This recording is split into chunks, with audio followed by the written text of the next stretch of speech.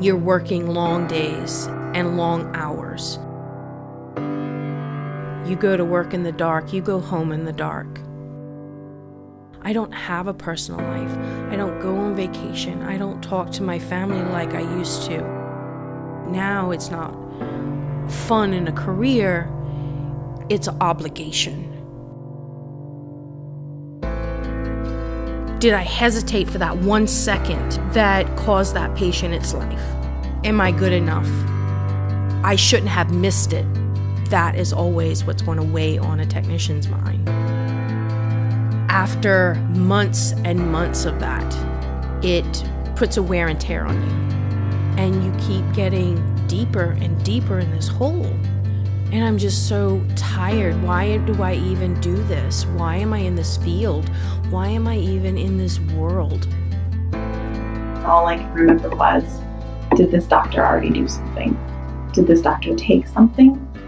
I didn't know. My situation just happened to be one where the doctor did not end up taking her life. Now, when I look back at that scenario, so many things that I thought were a performance issue or were a bad client day, I never stopped to think about their actions may have nothing to do with our clinic. And that's hard, looking back and realizing that you missed something. I don't let a front down that shows that I ever had a hard time. I guess I fit that mold then of the person who makes every day look like everything went perfectly, holds it all back from maybe those that might see me as weaker. Isn't that why we don't talk about this? Because if I share this, I'm seen as, should I have the job I have? Should I have the right to make choices that I have? It's all seen as a weakness. In my own case, I had 2 team members over my career as a hospital administrator commit suicide. It was just not something that we had ever been trained in our industry to handle. It was not something that I had really ever had any training in my personal life to handle. All I knew to do was just be there for my team.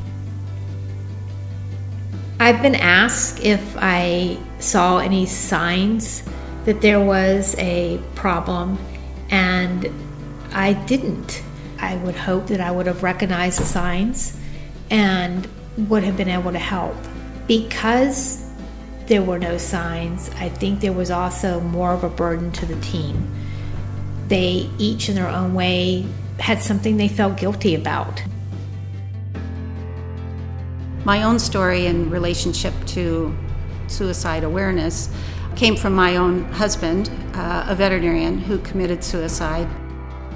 I think if you think someone is in a situation where they're that depressed, I personally think it's okay to ask them if they're contemplating suicide, only because that way you can get an idea as to the depth of their depression and desperation.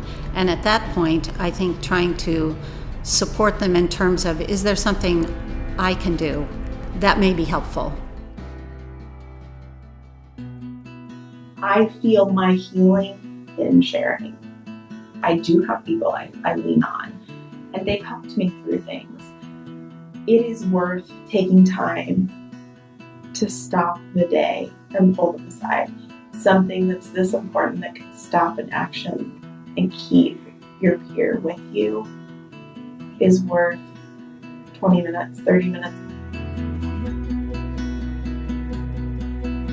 It only took one person to say, you're having a problem. You need help. That support is kind of what pulled me out.